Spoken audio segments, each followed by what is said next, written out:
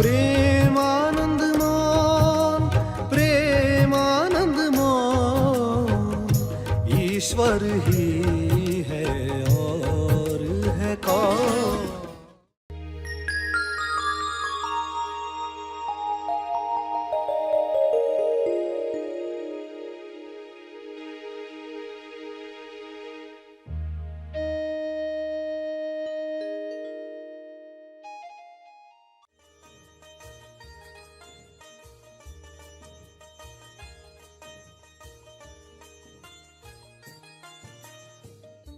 असली आज़ादी कौन सी?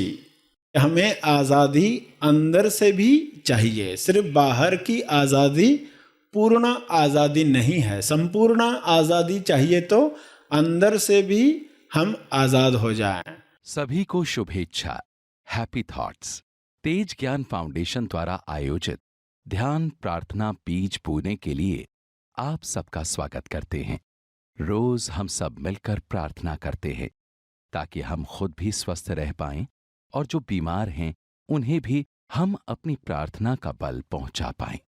तो आइए ग्रहणशील रहते हैं और इस प्रार्थना का लाभ लेते हैं। सभी आंखें बंद करें। विश्व शांति के लिए प्रार्थना 9:09 या सुबह की प्रार्थना कैसे करें? ईश्वर से, प्रभु से, कुदरत से, जिसे भी आप मानते हैं, जो भी आप जानते हैं, उस अनुसार ईश्वर को कहें, हे परमात्मा, हमें कमल की तरह संसार में रखो। कमल की तरह संसार में रहते हुए भी हम अछूते रह पाएं, निर्लिप्त अनासक्त रह पाएं। विश्व के सारे मनुष्य यह अधिकार रखते हैं। मनुष्य देह में यह संभावना आपने बनाई है, उसके लिए आपका बहुत बहुत धन्यवाद। यही जागृति हर इंसान में आए कि वह कमल के फूल की तरह रह सकता है, बीमारियों के बीच भी स्वस्थ रह सकता है। कोई बीमारी छू रही है तो अज्ञान उसे बढ़ावा दे रहा है। सबका अज्ञान मिटे, बीमारियां दूर हों, ताकि स्वास्थ्य सब पर छा जाए। सभी अपने स्वास्थ्य में, अंतर्मन में जो भी मैल है उससे छुटकारा प्राप्त करें। अंतर्मन में बसी हुई मैल विकारों की, वृत्तियों की बीमारियां लाती है, वह मैल समाप्त हो जाए, सब निर्मल बन जाएं, शुद्ध बन जाएं, पवित्र बन जाएं। इस मैल का असर शरीर पर नकारात्मक जो हो रहा था वह समाप्त हो रहा है।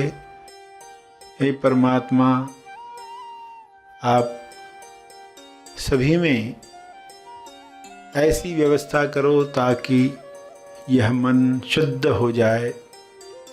आपके शुभ्र प्रकाश में सभी मैल निकल जाएं। इस मैल में कमल खिल जाए। कीचड़ में भी जैसे कमल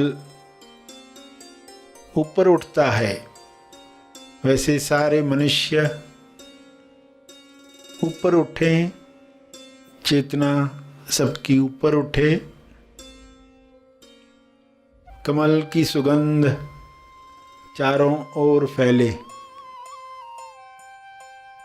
आत्म कमल खिल उठे लोटस,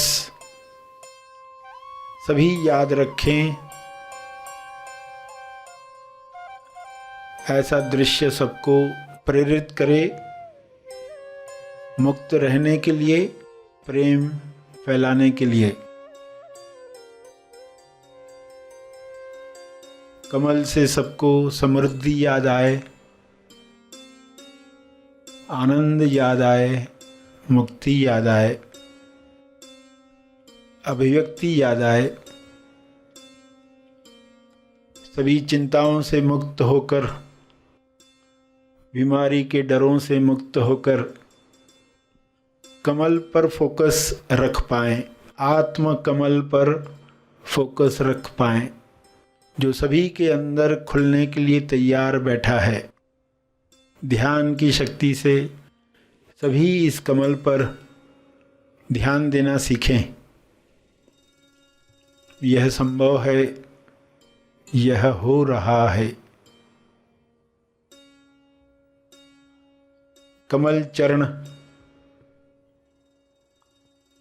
ध्यान को बढ़ाते हैं, ध्यान की गहराइयाँ ले आते हैं। सभी ध्यान की गहराइयों को प्राप्त करें। ध्यान में शुद्ध होकर प्रेम, आनंद, संतुष्टि फैलाएं।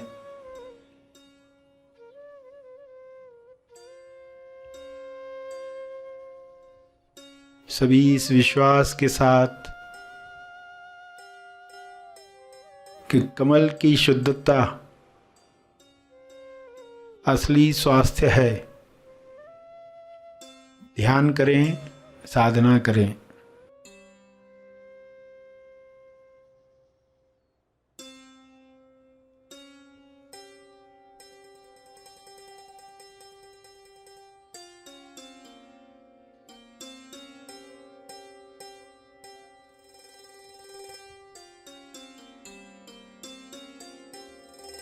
चलते फिरते कमल पूरे विश्व में फैल जाएं, चारों ओर उच्च चेतना के लोग निर्णय लें। सारे लीडर्स कमल की तरह विश्व को सुंदर बनाएं।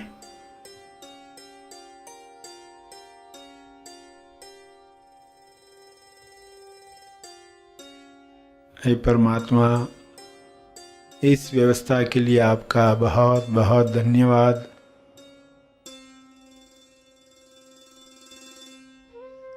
अपने शब्दों में कुछ जोड़ना चाहें, आप जोड़ें।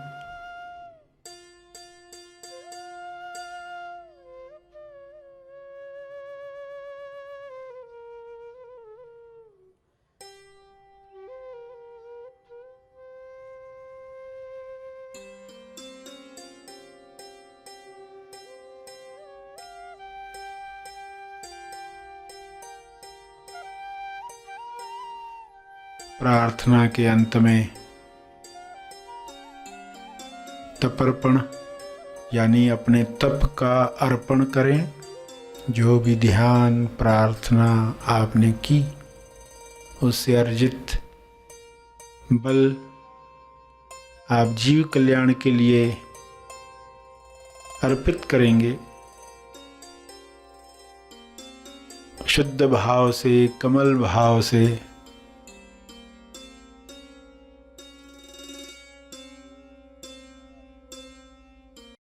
सभी धीरे धीरे आंखें खोलें। आइए सब ग्रहणशील होते हैं एक चेतना संदेश सुनने के लिए। मैं आजाद हूँ, तेज आजाद हूँ, मैं आजाद हूँ, मैं आजाद हूँ, मैं आजाद हूँ। 15 अगस्त, जहाँ पर लोग आज़ादी, लिबरेशन, मोक्ष, मुक्ति ऐसे शब्दों पर मनन करना चाहते हैं तो वे मनन कर पाते हैं कि असली आज़ादी कौन सी।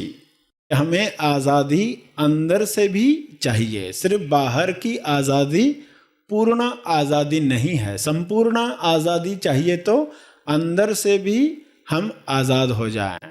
और सिर्फ पैदा हो जाना आज़ादी नहीं है, सिर्फ जन्म ले लेना आज़ादी नहीं है। क्योंकि इंसान जन्म लेता है तो कहाँ जन्म लेता है? माँ के पेट से तो बाहर आ गया, मगर किसके पेट में चला गया? माँ के पेट से तो बाहर आया, महामाया के पेट में चला गया। माया ऐसी आया है जो बच्चे का जन्म करवाती तो है मगर अपने पेट में डाल देती है। बच्चे का जन्म होते ही वह उसे अपने पेट में डाल देती है। तो जन्म हुआ तो क्या जन्म हुआ, क्योंकि फिर से पेट में चले गए, मगर ये दिखाई नहीं देता क्योंकि पेट बड़ा है। माया का पेट बड़ा है, माया की पेटी बड़ी है, जिसे उतारना है। जो पेटियां लेकर घूम रहे हैं उसे उतारना है। आपने ऐसी आया नहीं देखी, मगर माया वैसी आया है, वैसी दाई है जो बच्चे का जन्म करवाते ही अपने पेट में डाल देती है। आश्चर्य लगता है ना, मगर ऐसा ही है। अब नए पेट में क्या हो रहा है, वहां इंसान को लग रहा है आजाद हुआ। बंधन में था, सुकड़ा हुआ था, जगह नहीं थी हिलने की ज्यादा, तो अब जन्म ले लिया तो आजाद हो गए। आजाद नहीं हुए। अंडा जैसे बाहर आ गया, मुर्गी का अंडा है तो बाहर आ गया, तो आप जानते अभी उसे उस अंडे से भी बाहर आना है। तो जन्म लेने के बाद माया के पेट में गए हो, अभी और एक जन्म बाकी है। वहां से जब आप बाहर आओगे, दोनों पेटों से जब बाहर आ गए, तब एक तीसरी अवस्था है, तेज अवस्था है, जब हम इन सब से बाहर होकर देख रहे हैं ये सारा ड्रामा। तब सचमुच में आज़ादी हुई, महामाया से मुक्ति। महामाया शब्द कहा जाता है इसलिए क्योंकि बुद्धि के परे है, समझना बुद्धि के परे है, इसलिए महामाया कहा गया। गुरु की आवश्यकता इसलिए है ताकि वो महामाया दिखा पाए, क्योंकि हम खुद से नहीं देख पाते तो कोई इशारा करता है, कोई संकेत करता है, देखो सुनो ऐसा है। जो संकेत पकड़ लेते वो आज़ाद हो जाते, जो नहीं पकड़ पाते वो पेट में ही रहते हैं, बार बार संकेत मिलते हैं। तो संकेत जो पकड़ पाते महामाया से बाहर आ जाते, बिना संकेत के समझना बहुत कठिन है। इसलिए है क्योंकि महामाया जो है वह जैसे दिख रही है वैसा नहीं है। आँखों को धोखा हो जाता है, चिपकाव हो जाता है, कानों को धोखा हो जाता है, चिपकाव हो जाता है, विचारों को धोखा हो जाता है, चिपकाव हो जाता है, इसलिए निकलना मुश्किल है। अगर रस्सी सांप लग रही हो तो समझाने पर आप समझ भी जाओगे कि ये रस्सी है, ये सांप लग सकती है। समझाने पर, संकेत देने पर आप समझ भी सको। मगर तब क्या होगा जब रस्सी भी नहीं है और सांप दिख रहा हो? रस्सी भी नहीं है और सांप दिख रहा हो। रस्सी है, सांप दिख रहा है तो ये माया है। रस्सी भी नहीं है और सांप दिख रहा है, ये महामाया है। ये जल्दी समझ में नहीं आता। परछाई की भी जब परछाई पड़ती है तब परछाई को सत्य मान लिया जाता है, क्योंकि उसकी परछाई पड़ रही है। शरीर है तो परछाई पड़ती है, ये सब मान सकते, मगर शरीर भी नहीं है और परछाई पड़ रही हो, ये महामाया समझना कठिन हो जाता है। जब तक कोई संकेत नहीं देता तब तक कोई सोचने वाला भी नहीं है।